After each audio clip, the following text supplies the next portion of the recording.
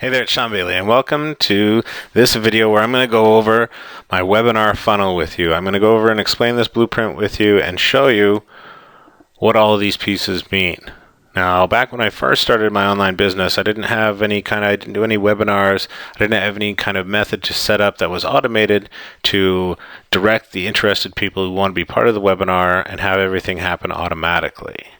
Once I discovered these types of automated funnels and setting up this type of system, now everything's able to happen automatically. My traffic, everyone who wants to be part of the webinar, everything's set up, and all I have to do is just put on the presentation. So that's what I want to share with you and show you here today. So first off, let's talk about why this is important to you. Now, the first reason is that you're able to sell high-ticket items to a crowd of interested people. Now, before you put on your webinar, you can survey. If you've got a list that's very responsive and interacts with you, you can survey them and find out what kind of things they want to learn about, what kind of items they'd be interested in, potential product ideas. You can structure your presentation based on the feedback that you get from those people. It basically fills in the content for you when they tell you what kind of problems, what kind of items they want to learn about.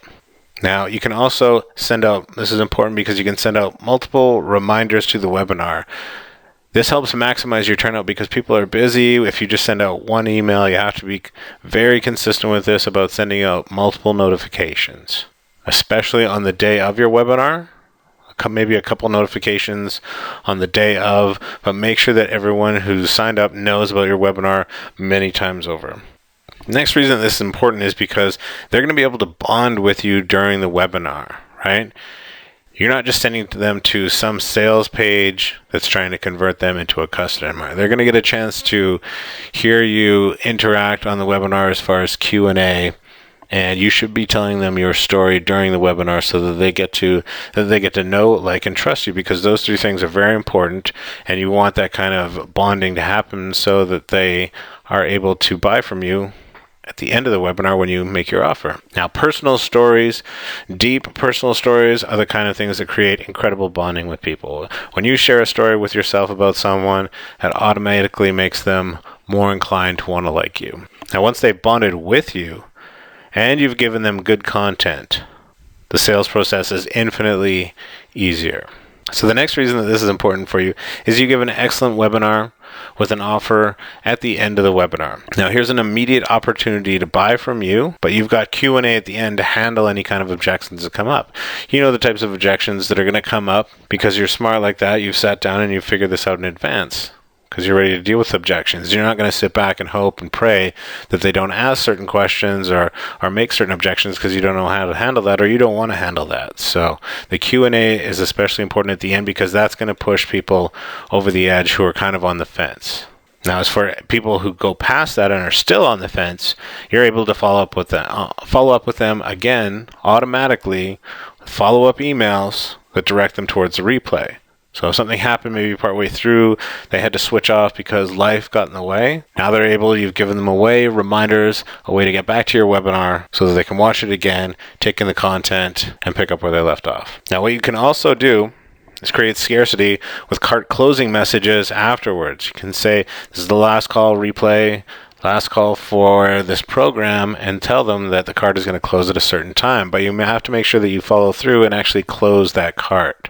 You want to show them from the first time on that if you say that you're going to close the cart, that this isn't a type of false scarcity. So let's talk about what you need to do to make this all happen. So the first thing is to survey your list to get some product or webinar ideas in advance.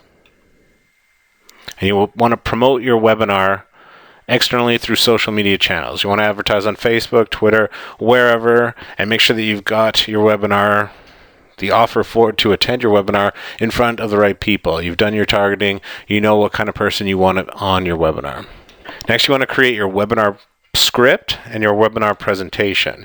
And now those are not one and the same, your script and your presentation. You want to make sure you have a pre-webinar checklist that you go through to make sure that everything's going to go smoothly.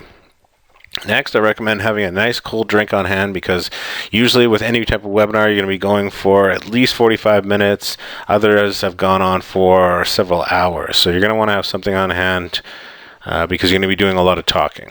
Now you want to make sure that you keep relaxed, have a good energy when you're doing it, and definitely remember to have fun. This whole process should be fun. It shouldn't be a terrifying ordeal that causes you to, like stress and be worried about. Always bear in mind when you do your first webinar, it cannot possibly be any worse than the first time I did my webinar. I'll tell you a little story as far as my first webinar. I had set everything up. Everything was ready to go. I had done everything. I was about 5-10 minutes before the webinar was going to start, and I was just kind of going through the last of things, just double checking everything. Made sure my mic was all set up. Everything was good there. I wanted to make sure I had some sunlight in the room, so I stood up to open up the curtains a bit. Everything was good there. Sat back down. Webinar time comes. I start. I do my entire presentation. I get to the end. I look down and realize that when I had stood up to move the curtains, I had kicked my microphone cable out of where it needed to be, and so consequently there was no sound for the entire webinar. So I don't know how many people stayed and actually watched the slides go through with no sound, but I'm pretty sure everyone bailed almost immediately. So the bright side of that was gave me my first opportunity to do a proper replay, this time with sound. When you go to do your first webinar, trust me, it can't go worse than that one. When it's over, it'll be a lot. It's the type of thing that when it's done, you say, wow, that really wasn't as bad as I thought. Okay, so the next thing that you need to do is put on your webinar at the time and date that you said. You picked a time, a date for your webinar. Make sure when you're doing your webinar promotion that you put it, I like to put it in every time zone so that people understand what time it is. And at the end of the webinar, you want to have some type of link to what I call micro sales page, okay? You've done the purpose of your webinar is to do all of the, 90% of the selling. All of your micro sales pages is essentially one big order form recapping everything that you're offering. Now you want to follow up with them with automated email campaigns that promote the replay of your webinar as well as the cart closing. And like I said before, make sure that you follow through. Don't use any false scarcity. Tell them that you're going to close the cart. When the time comes and the promotion ends, close that cart. Okay? What you want to do is set up something there so that when they click on it to buy, it pops up with an opt-in form, and then you've got a list of people who are interested in your offer all over again. So let's talk about tools that I used to make my webinar funnel happen here. So the first thing is Instant Teleseminar. I've been using this for webinars. Does everything as far as the webinar. It makes all of the setup in the control panel very easy. I'm liking it a lot so far. It also gives me the opportunity to put in a buy button for them, to handling get them as far as purchasing sent over to my sales page, my micro sales page, as well as handling and taking care of all the replay, and I can get the audio from there as well. So far it's been really great with Instant Teleseminar. The next thing I use is when I'm planning out my content for things for my webinar presentation. I'm initially going to start with XMind. This is a mind map software that lets me do my brainstorming because I'm a little bit scatterbrained when it comes to putting these presentations together. So this works really well with that type of thing. The next thing I use is PowerPoint. This lets me create my slides for the webinar. Once I've got all of these slides together, all I have to do is just upload that slide deck to Instant Teleseminar and then just talk over my slides. So the next thing I use is Camtasia to record and edit videos. If I'm doing some kind of multi-week course, some type of 6-week course that I'm teaching, I'll be doing the main lessons on the webinars, and then what I'll do is wherever the content is, if there's a members area for all the customers, where they log in and they can view the lessons after the replay. I can also, what I'll do is if I need certain videos, a quick 3-minute how-to video, I'll use Camtasia for that. I just fire it up, hit record. I can either have it record slides like this, or I can have it record my screen where I'm showing people technical things. Log in here, click on this, click here, change this to this, where it's more of over-the-shoulder type videos. Last thing is Aweber. That's my email autoresponder that I use to promote my webinar to my list before and afterwards. So let's talk about what will happen when you have your webinar funnel set up and running. So the first thing is that you're going to be able to create high ticket presentations, okay? You're not going to be selling $27 items on a webinar. I mean, you could, but if you're going to have people on there, I've seen higher items such as $1,000, $2,500, and even $5,000 products. I've been on webinars for those where people have bought those items. And the reason they have is because they're being sold to the right people. The people putting on the webinars had targeted the people that they need to because they were making the sales. Now you can run your winners and you can dump your losers. You're going to be doing multiple webinars. If someone doesn't like the content or you don't get a great response from one webinar, that's okay. Move on to the next one. Once you found one that will win, that winner can be turned into an evergreen webinar presentation that will bring in money for you every day. Now, you'll never waste time creating products that don't sell. That's the beauty of this, is that you can sell in advance on the webinar and then create the product. You just come up with the core offer, what you're going to be providing through a multi-week course. You advertise for it on the webinar.